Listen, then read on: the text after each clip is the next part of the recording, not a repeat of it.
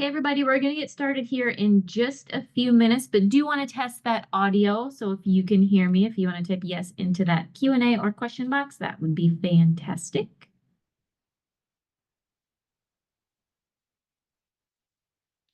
All right, we do have confirmation that audio is working, so we will get started here in about a minute or so.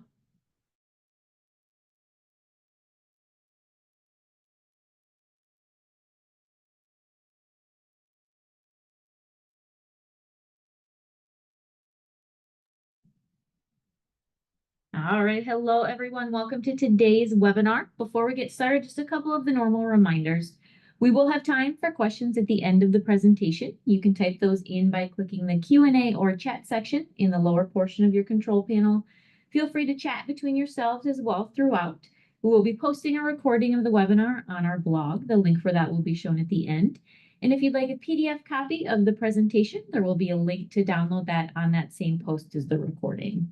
If your question does not get answered today, or if you think of any others, please email our support inbox, which will be shown at the end as well. Got Coach Libby with me for the webinar today, so I will let her take it away.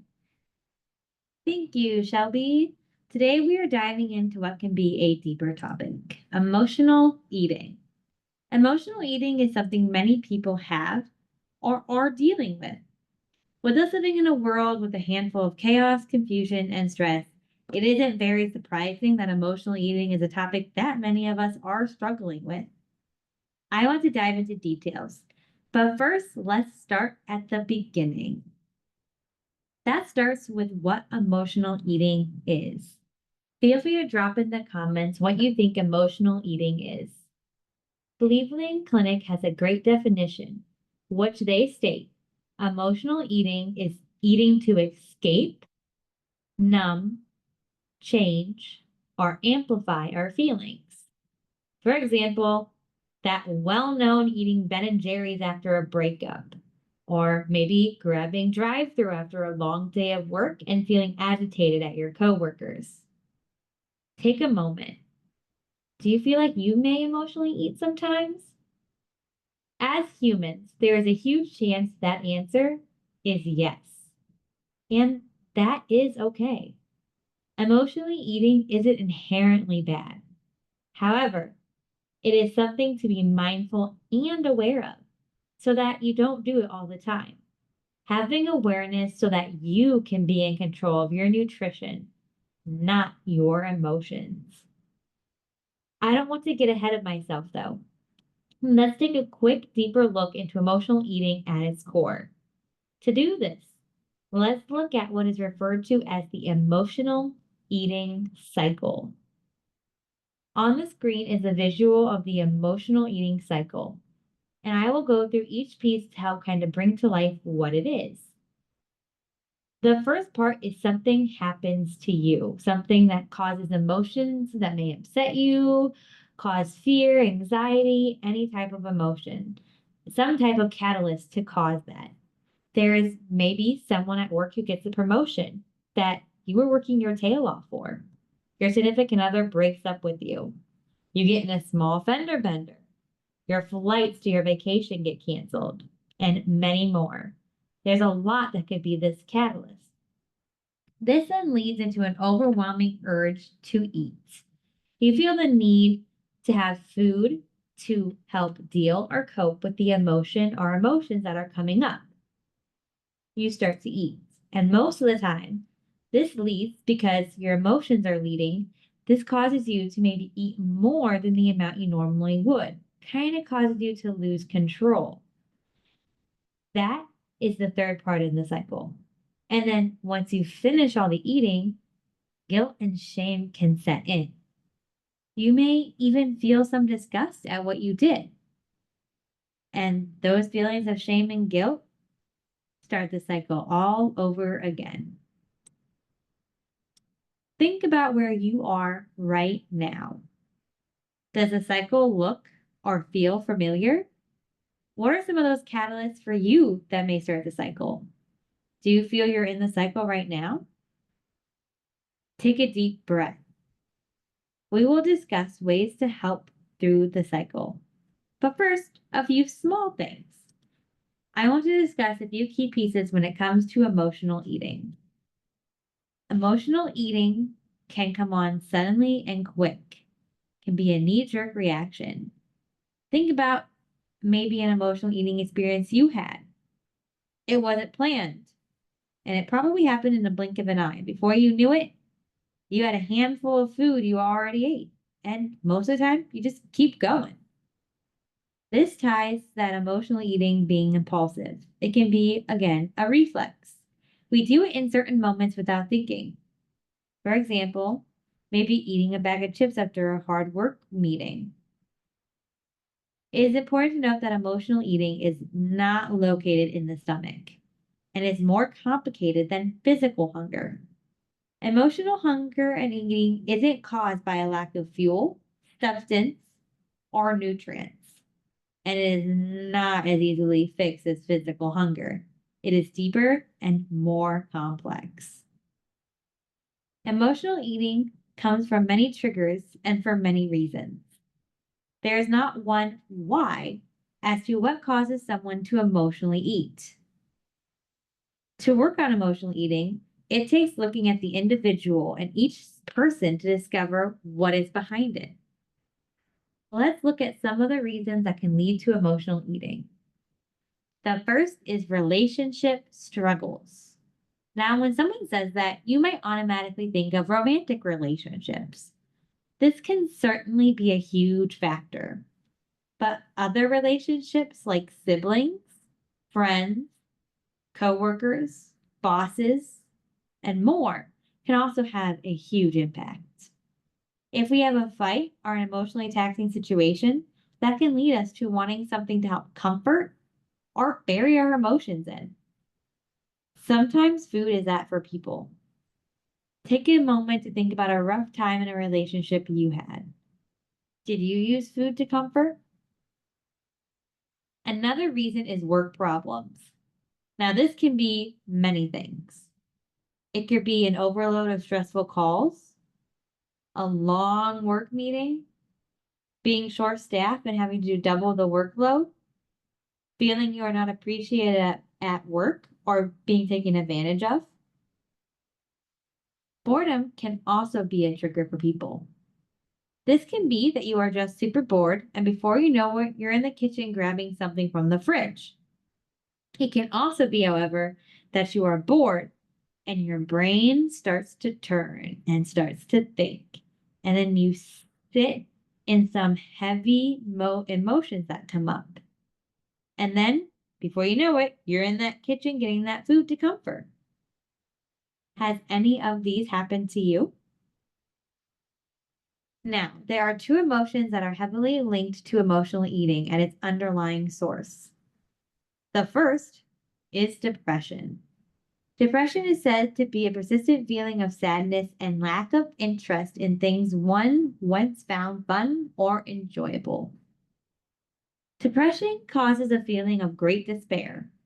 When someone is feeling so down bad, they can turn toward food to again be that source of comfort to deal with what they are feeling. Fear and or anxiety are in that same boat, bringing on such intensity that they put us in a state where we want something, anything to help. Food, something we as humans need to survive and live, can be that source many turn to. When we get maybe fear over an uncomfortable conversation we know we have to have, or get high anxiety over an upcoming move.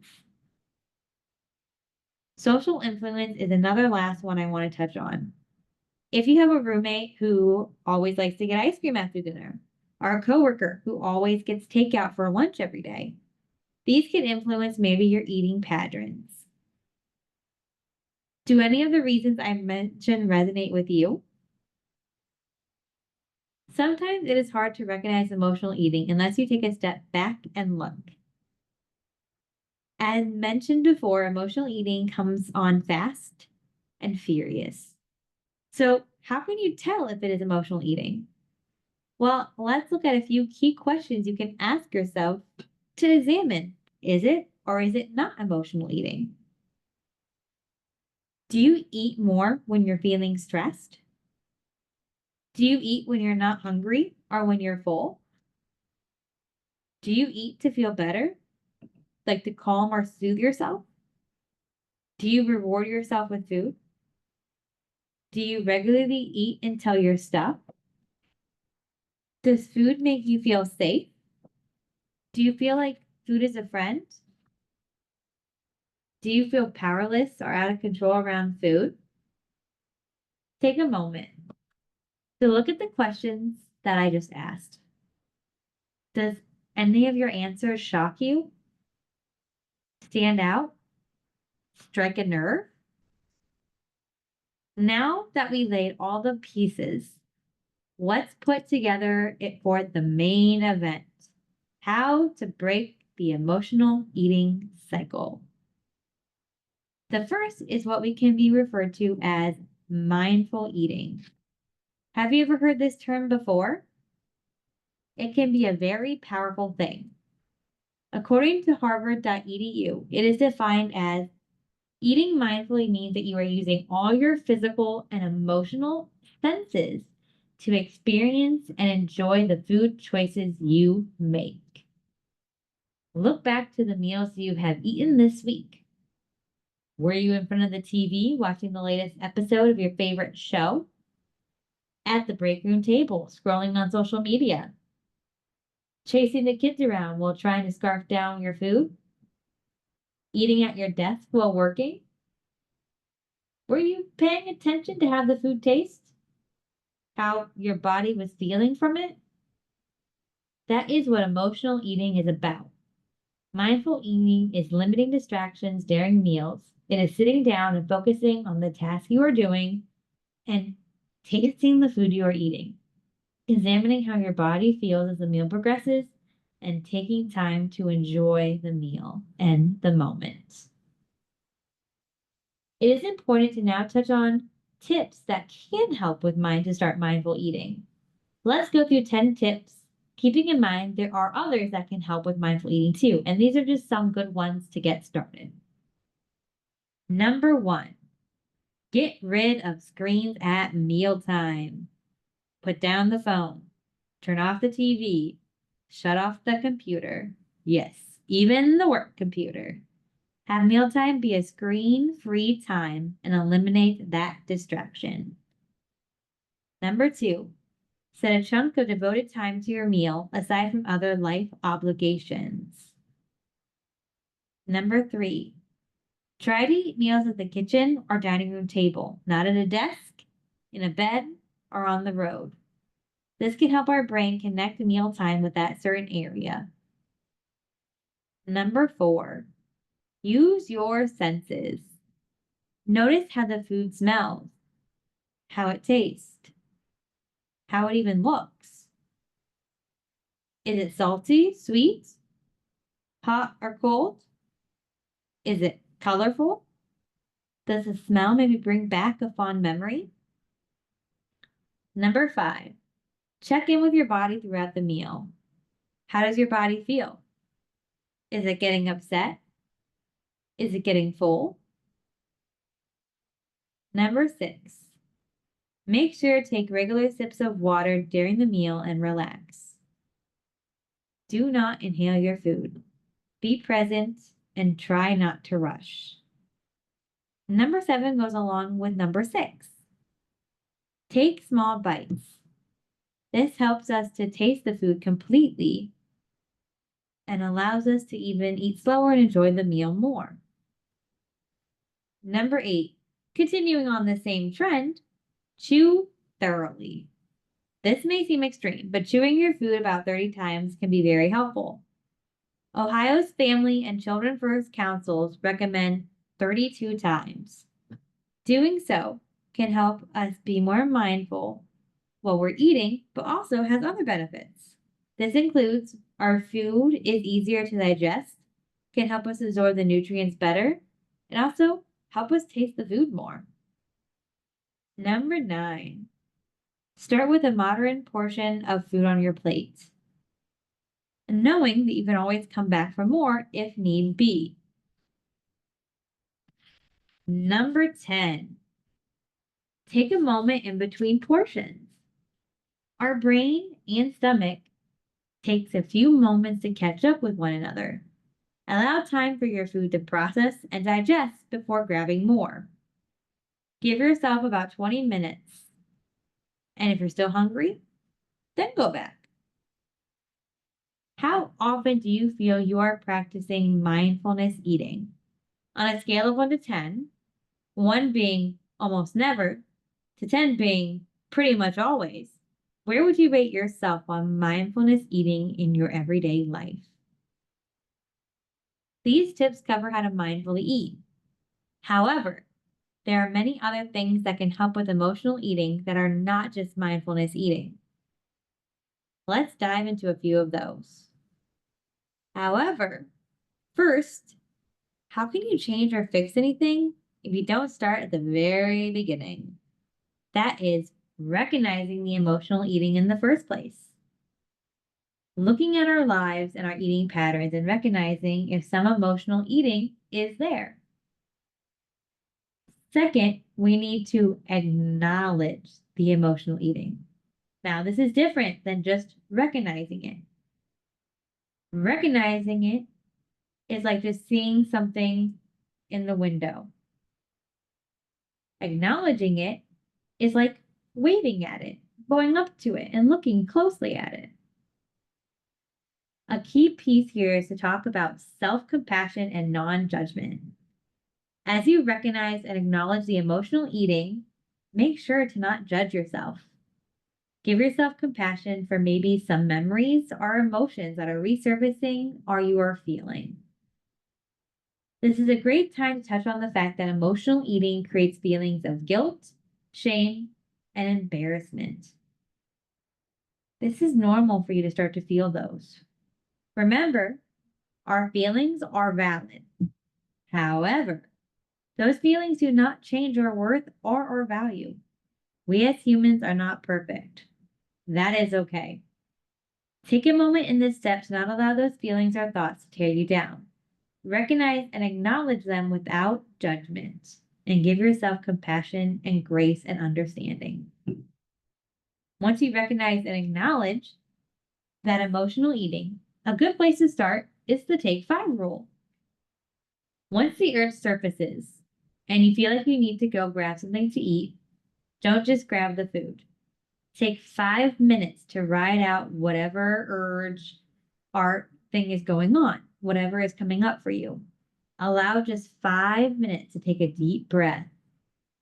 5 minutes to not act on what could be an impulse. Let yourself clear your mind. As discussed, emotional eating can be habitual and just a reaction. So allowing yourself 5 minutes can help break that habit and stop that impulsive behavior. Let's dig into the habit and coping mechanism part of emotional eating. These two parts are important to cover when trying to work through emotional eating. First, we will start with habit. How many of you look back and see a moment when you felt an emotion, whether sad or nervous, and just grabbed food without even thinking? That is what I mean when I say emotional eating is a habit, and habits can be hard to break. Cleveland Clinic says ingrained habits can take up to 10 weeks to stop, and this depends on how ingrained the habit is to you. According to NIH, or National Institutes of Health, it can take that long to also create a habit. Both are good to note as your work on emotional eating may involve breaking the emotional eating habit and replacing it with a new one. Some great ideas for new habits are reading, sewing, word searches, going for a walk, riding a bike, painting, diamond art, puzzles, watching TV. Feel free to comment in the chat some alternative habits to emotional eating that you do or are interested in. Emotional eating, as stated in the name, deals with emotions. Emotions can be intense and overwhelming. Emotional eating becomes a coping mechanism to deal with said emotion or emotions. Therefore, if that is what emotional eating is to you, it is critical to replace it with a different coping skill or skills. When you think of coping skills, what do you think of? Let's go over a few that may help you, keeping in mind there are plenty more than on this list. Number one, journaling. This can be just writing down whatever comes to mind, using journaling prompts from online, or bullet point journaling. Remember, there's no wrong way to journal. Number two, meditation. This can be guided or unguided meditation. I generally recommend starting with guided meditation, and it may help keep your mind more on track at first to to have someone guiding you. Number three, deep breathing. Now, this is a bit different than meditation and can be a good option during busy moments like at work. Deep breathing can be as short as 60 seconds, just 1 minute, which is why it can help in a pinch when you feel like you do not have a lot of time. Number four, walks. Going on a walk outside in the fresh air can be rejuvenating. The vitamin D and fresh air can breathe life back into you when things seem out of control or the room seems to just be closing in around you. It is also a great way to help get out of the house and away from the kitchen and the food. A walk doesn't have to be that long, even just 5 minutes to ride out the urge like we talked about earlier. Keeping in mind that if you go for a walk, don't walk in areas around tempting things to you, like maybe a grocery store, gas station, or fast food restaurant. Number five, find a fun hobby. Art and music are some huge ones that have been beneficial for people, whether that's drawing, painting, playing an instrument, or even just creating a fun playlist. Others even enjoy adult coloring books or puzzles. Number six, aromatherapy is another option that has been found to be useful for some people. Aromatherapy is defined by Merriam-Webster as inhalation or bodily application of fragrant essential oils, as from flowers and or fruits, for therapeutic purposes. Number seven, positive affirmations. Positive affirmations are positive phrases or statements that we repeat to ourselves. For example, I am enough, or I can do whatever I set my mind to. They do not have to be long or sound like Hallmark greeting cards. They can be whatever you want, noting it is important that they are tailored to you. If you say one that someone tells you and or one you just find on the internet, it may not fully help you. Think back to when you were younger and were told to say sorry. Did you mean it? Tailoring the affirmation to you helps makes it meaningful, powerful, helpful, and more relatable to you, which in the end can make it way more beneficial. Number eight, religion. For some here, you may have a religious aspect to you.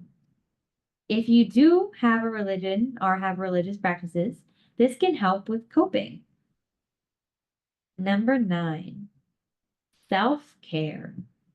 Taking time weekly, if not even just for a few minutes, can make a difference. This could be a hot bubble bath, going to the park and reading, going to the movies, even by yourself, getting your hair and nails done, going hunting, or working on your car. Some type of self-care that you personally enjoy and feels fit to you. And number 10, final one, therapy.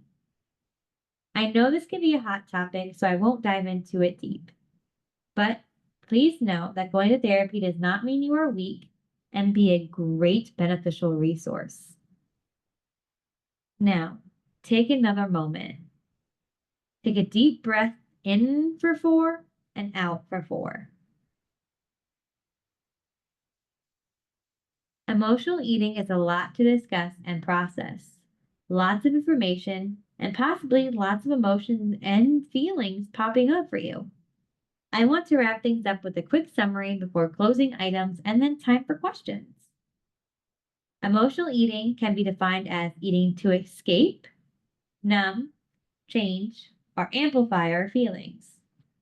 Emotional eating can be habitual, a knee-jerk reaction, and compulsive. It can stem from many things in our lives. A few are financial, relationship, or work, or health issues. A few key questions to determine if it is emotional eating are: does food make you feel safe? Do you feel like food is a friend? Do you eat more when you are stressed? Do you eat even when you're not hungry? Or eat when you're full? Ways to help with emotional eating can vary depending on the person. One is ways to find other habits to replace it with, such as playing an instrument, doing word searches, or gardening. Another way is to address the emotion causing the desire to emotional eat and creating good coping skills. This could be journaling, meditation, therapy, talking to your support system, positive affirmations, and many more. And do not forget that you have us, Health Check 360, as a free resource within your wellness program. A gentle reminder, though, that we are health coaches and not therapists, and we'll do our best to help you within our scope of practice. Thank you so much for your time and tuning in today. I hope this was helpful and insightful. Now, Shelby will touch on closing items before time for some questions. Thank you so much, Libby. So before we get to questions, like Libby said, upcoming webinars next month, December already, we're going to talk about personalizing your wellness journey, kind of how to set up your own non-one-size-fits-all practice. So we'll talk about how to do that. And then January, we're going to talk about the power of positive thinking. So important to start off the year and the day and every time that you wake up and start moving with positive thinking. So we're going to talk about that in the next couple months. If you do have lifestyle rewards, if you do get points for watching the webinar, you may have to answer questions. Most of you will not, but some of you may have to. If you do need these questions, you can download the slides on the blog once this post is on the website as well. So if you want to screenshot it quick, otherwise, like I said, you'll be able to download these slides on the blog in the next couple days. Speaking of the blog, that is listed on here. You can watch this webinar once it's posted again. You can watch past webinars, sign up for upcoming webinars. And we're also on social media. Give us a follow in all of those areas. And if you do want to chat specifically with a health coach around health-related things, you can give us a call, shoot us an email. We'd be happy to set up a time to chat.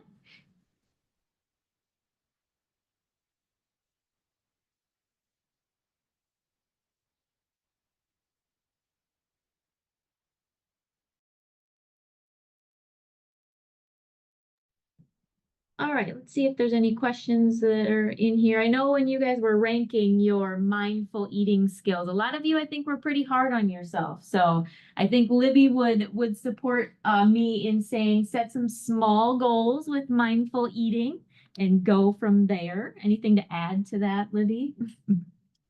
I think that's a very good place to start because we can be our harshest critic sometimes. 100%.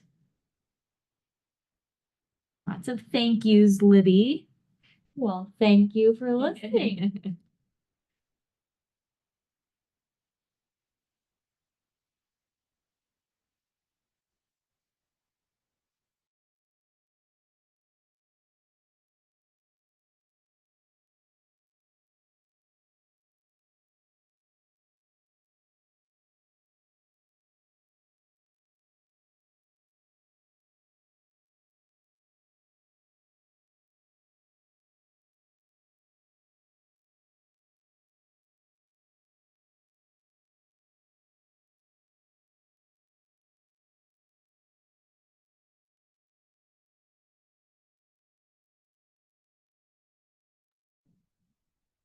So we got one about craving sweet things after meals. Any like tips or suggestions? One would be maybe finding something other than your like what you always kind of think of when you think of sweets. Like, you know, I think of like ice cream, cookies, cakes, finding some different alternatives. Like I will do frozen yogurt, sometimes even do like protein oatmeal at night.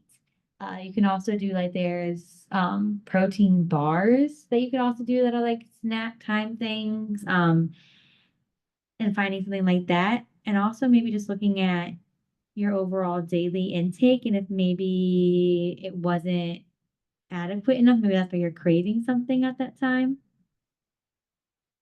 Yeah, lots of different factors when it comes to cravings and such, but yep, that's perfect. Finding what works for you that's a little bit healthier of an option is a great step. We've had a couple questions about the copy of the presentation. Yeah, the slides will be available on our blog, which is shown on here within the next couple days or so. You'll also be able to watch the recording as well. So you can download the slides or watch the recording or both in the next couple days.